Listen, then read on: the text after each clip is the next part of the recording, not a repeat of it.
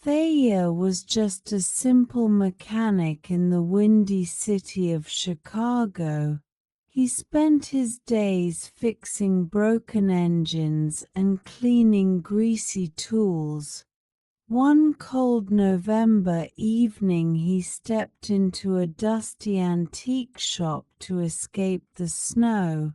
The smell of old parchment and aged wood filled his tired senses.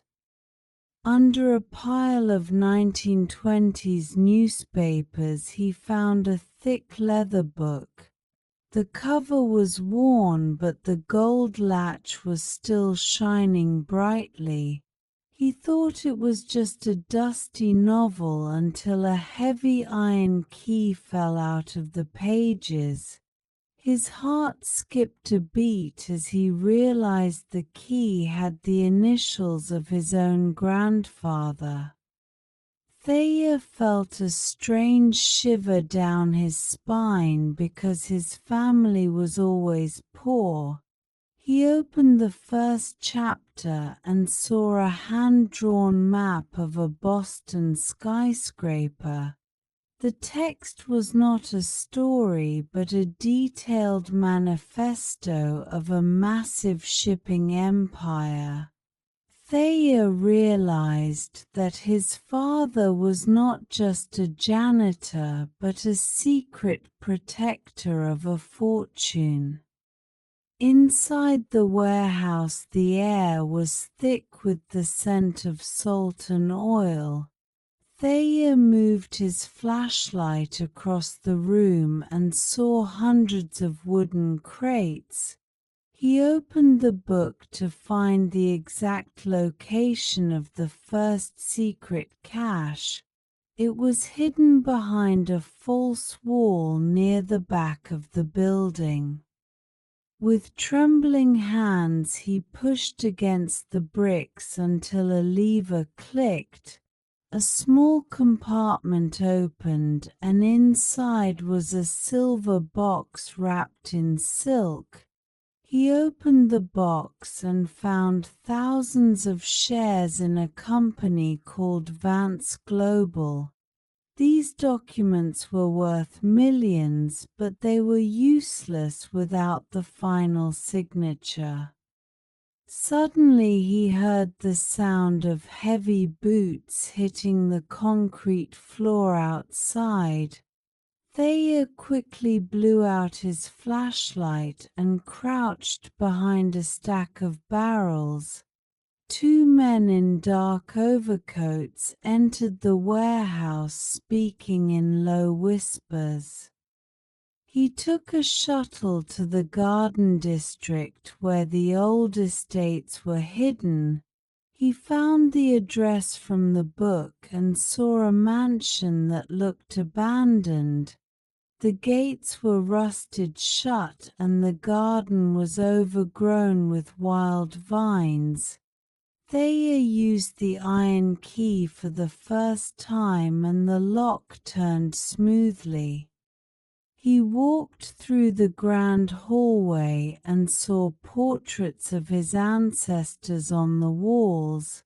He followed the map to the library where thousands of old books were shelved. He found a false book on the third shelf and pulled it downwards. A hidden door behind the bookshelf creaked open, revealing a secret staircase. He descended into the darkness using his phone as a light source.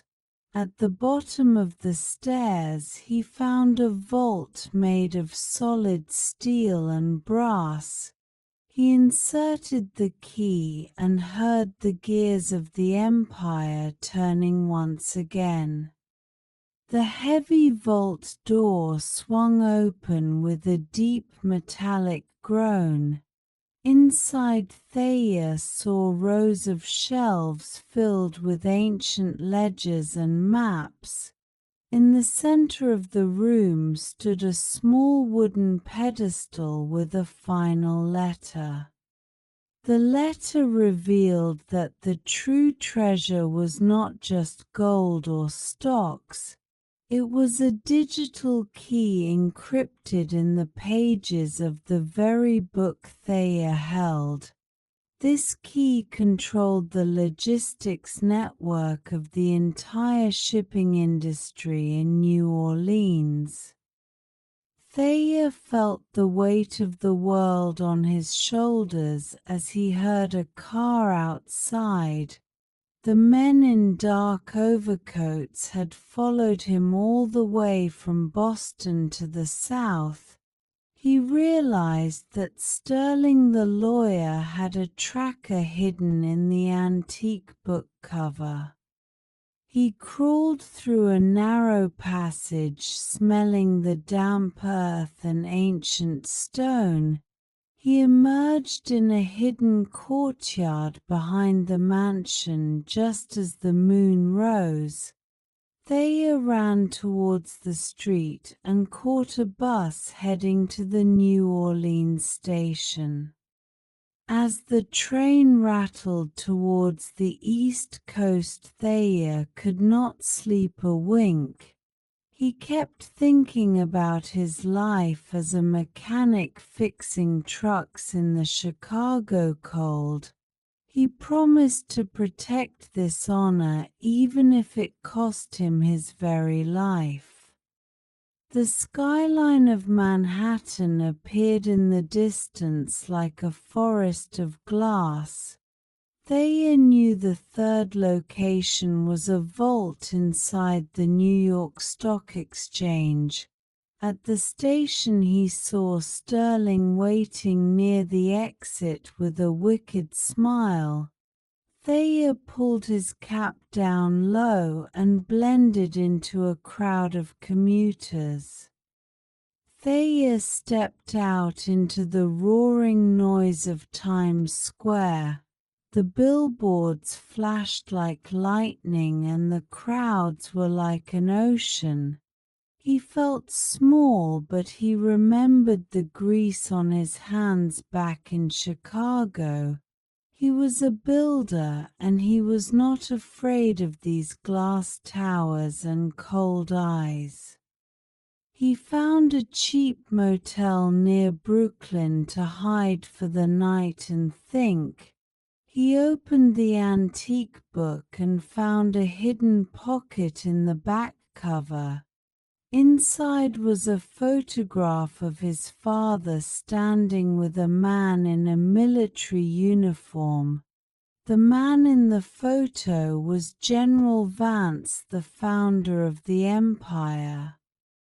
Thayer realized that his family had saved the general during the war. The legacy was a gift of gratitude for a sacrifice made long ago. This made Thayer's blood boil with a new kind of determination and strength.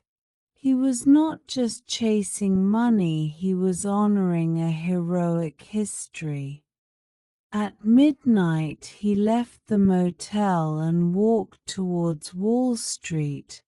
The buildings looked like fortresses under the pale New York moon.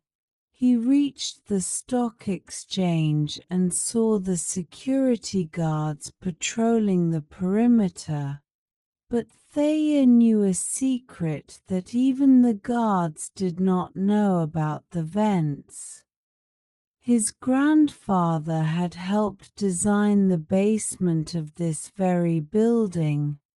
Thayer found the service entrance behind a trash compactor in the alley. He used his mechanic skills to bypass the electronic lock using a wire. The door clicked open and he slipped inside the heart of the financial world. He moved through the dark corridors like a ghost, avoiding the cameras. He finally reached the main computer room where the logistics were stored. Suddenly the lights turned on and he saw Sterling standing by the desk. The lawyer was holding a gun and he had a cruel laugh in his throat. "You thought you could beat me, you simple grease monkey from Chicago," Sterling sneered as he stepped closer to Thayer with the weapon. Thayer did not move, he just smiled because he had a final card to play. He had already sent the manifesto to the FBI using the motel Wi-Fi. The police sirens began to wail outside the building like angry spirits. Sterling's face turned pale as he realized his time was finally up. Thayer walked calmly to the terminal and inserted the digital key from the book. The screen turned gold as the shipping empire was restored to its rightful owner. Weeks later, Thayer stood on the balcony of his new office in Manhattan. He was no longer the man with oil on his face and worry in his heart. He looked at the antique book on his desk and whispered a thank you to his grandfather.